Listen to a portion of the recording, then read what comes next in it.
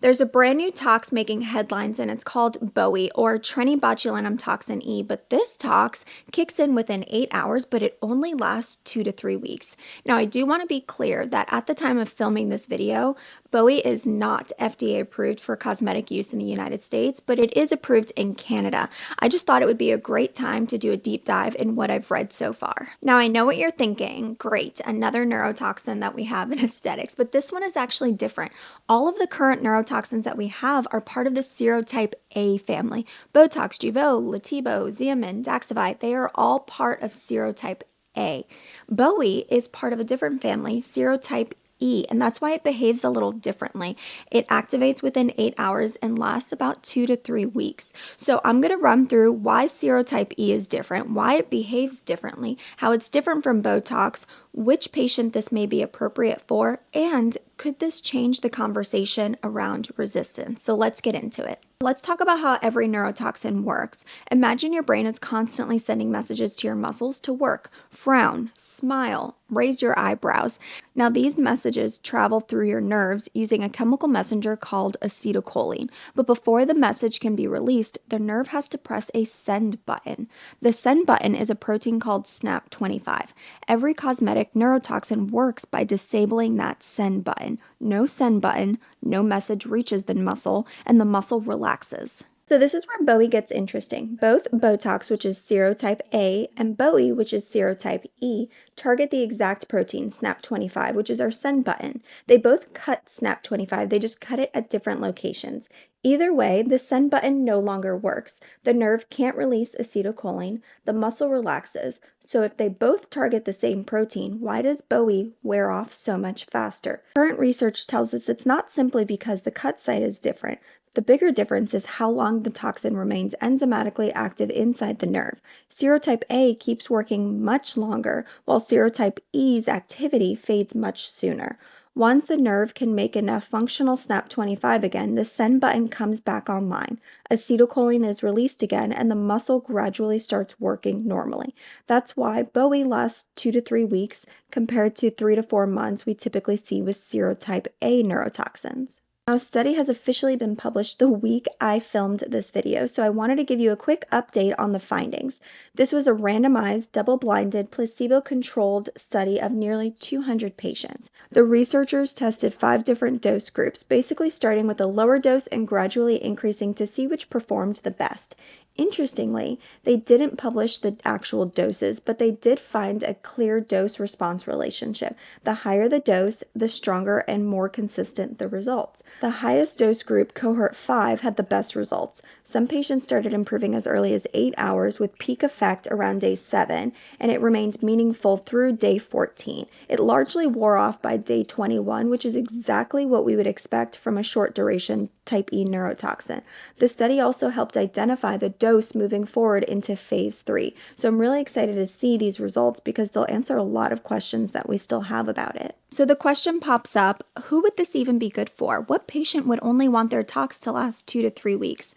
I don't think that this is a tox that's going to replace our serotype A family of Botoxes. I think it's just another tool in our toolbox, to be honest. And I think of 3 different types of patients. Number 1, the patient that's hesitant, that's nervous, that's never tried a tox before. They're scared of how they're going to react. They're scared of what's going to happen to their brows. Or they get a spock. They're just nervous. I think this would be a great tox to start them out on, because it's not a strong commitment of 3 to 4 months. The second patient is the event patient. Oh my God, I have a wedding coming up in 3 days. I totally forgot to get my tox. Boom, it activates in 8 hours. It only lasts 2 to 3 weeks, but it's perfect for that event patient. And then the third patient, I think this might be a great tox to train new injectors on. If they were to experience a side effect, they don't have these long-lasting effects. So this might be a great neurotoxin to kind of incorporate into training programs. That's just my thought because they're brand new injectors really wanting to learn. And I think it's a great way to see tox activate within a few hours and only, God forbid, something were to happen, last 2 to 3 weeks. So if you're an injector, you're probably wondering, how is this dosed? So from what I've read, it is a 1,400 unit single-use vial. Now, you cannot compare units to units. You can't compare Botox units to Daxxify units to Dysport units to Treni botulinum toxin E units. They're all product specific units. What I've read is that in the 1400 unit vial, 700 is approved for the glabella. So that means half your vial is already being used for the glabella. So it'll be really interesting how the dosing plays out once it's actually FDA approved in the United States. Another aspect of this that I find to be fascinating is, what if we have to touch them up? What if they have a little spocky brow or we miss their hairline? Do they come in within 2 to 3 days instead of 2 weeks for that touch up? It'll be interesting how we learn to move with this patient in our practice, because we're so used to saying wait until that 14-day mark and then come in if we need to top you off or fix a little wonky brow, whatever the case may be. But we'll have to bring them in sooner than that because their window, they'll be done in 2 to 3 weeks. So that'll be an interesting thing that we have to kind of adjust in our practice. Now let's talk about resistance. This is where I think it's super fascinating. Now, some patients who think that they're resistant, it actually is a dosage thing or a technique thing, but there is a small percentage of patients who have developed neutralizing antibodies and they truly are resistant. And I think that's where the science becomes really exciting with this new neurotoxin. Now remember, Botox is serotype A, BOEY is serotype E. Current immunology tells us that neutralizing antibodies are generally considered serotype specific. In other words, if your immune system learned to recognize serotype A, it doesn't automatically mean it recognizes serotype E. So naturally the question pops up, could a patient who is resistant to serotype A, like Botox, now respond to BOEY or Treni serotype E? I think that's a huge question that we all have, and I think it would be absolutely fascinating. Right now, I'm not 100% sure, but I don't think that there's any published literature that is looking at BOEY in patients with confirmed serotype A resistance. But I think this is a study, I'm speaking for myself, that I am super excited to see come out, hopefully in the near future. And another thing is that if, again, like I mentioned in the beginning, if my patient does like trenibotulinum and they liked the results of it, I'm definitely going to transition them to a longer lasting tox. This isn't a tox that I'm going to expose my patients to over and over again with repeated injections every 2 to 3 weeks. I don't think that that's wise. Again, it's not FDA approved. We don't have clinical studies in the United States on it yet. So I'm really excited to learn more.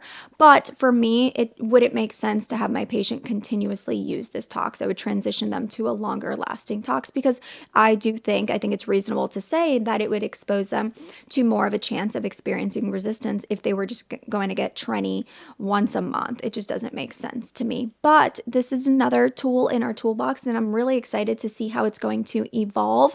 We'll see if it gets FDA approved. There's buzz that it might get FDA approved in early 2027. I don't know, but I'm excited to learn new products. This industry is always evolving, so it's always great to stay on our toes and learn new things and just constantly keep our eyes and ears open for new cutting edge tools for our patients. So I hope this helps, and comment below with any questions, your thoughts, how you feel about this new neurotoxin.